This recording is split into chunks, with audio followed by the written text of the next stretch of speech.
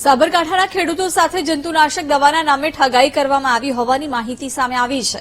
દવાના ઉપયોગ બાદ ધાર્યા પરિણામ ન મળતા ખેડૂતોમાં રોષ જોવા મળી રહ્યો છે। શહેરમાં સનસીડ્સ નામની દુકાન ચલાવતા શખ્સ સામે ફરિયાદ નોંધાઈ છે।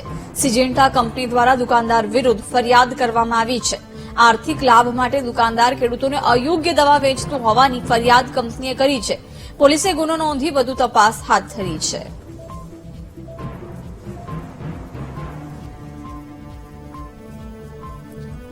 ધાર્યું પરિણામ ન મળતા ખેડૂતોમાં રોષ છે। પોલીસે આ મામલે કાર્યવાહી હાથ ધરી છે।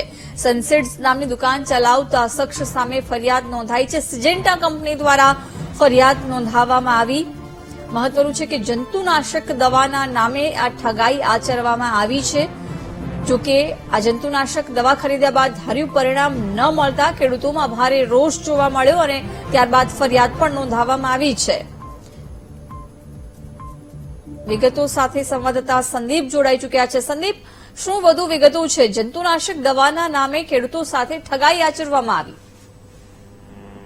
જી ચોક્કસથી જિજ્ઞાસા, સાબરકાંઠા જિલ્લાના ઈડરના સનસીડ્સ પેટી નામના જે છે તેમાંથી એક ડુપ્લિકેટ દવા મળી આવી છે। જંતુનાશક જે દવા છે તે સિજેન્ટા નામની કંપનીમાંથી એક જ કંપનીમાં બે અલગ અલગ માર્કાવાળી દવાઓ જે જંતુનાશક દવાઓ મળી આવી હતી, જેને લઈને સ્થાનિક વેપારીઓએ ફરિયાદ કરી હતી અને ફરિયાદને આધારે તંત્ર દ્વારા ચકાસણી કરવામાં આવી હતી। ત્યારે જે કોડ છે તે બારકોડમાં અલગ અલગ કોડ છે, એટલે કે સિજેન્ટા કંપનીનો કોડ છે પણ કંપનીનું નામ એક જ છે પણ અલગ અલગ છે, જેમાં ડુપ્લિકેટ પણ દવા છે અને ઓરિજિનલ કંપનીની પણ દવા છે, જેને લઈને કંપની દ્વારા તેના એજન્ટ જે છે તે નિમેલા છે, તેના દ્વારા આ તપાસ હાથ ધરવામાં આવી હતી અને તપાસના બાદ જે આ સમગ્ર મામલો બહાર આવ્યો હતો, જેને લઈને સિજેન્ટા નામની કંપનીના લીગલ એડવાઇઝરે ઈડર પોલીસ સ્ટેશનમાં ફરિયાદ નોંધાવી છે અને ફરિયાદને આધારે હવે તપાસ ઊંડાણપૂર્વક તપાસ થશે કે કંપનીમાંથી જ આ નામની દવા આવી છે કે કોઈ વચ્ચે ત્યાં જે છે તેના કંપની સાથે ઠગાઈ કરી છે। સમગ્ર મામલે હાલ તો ઈડર પોલીસ સ્ટેશનમાં ફરિયાદ નોંધાતા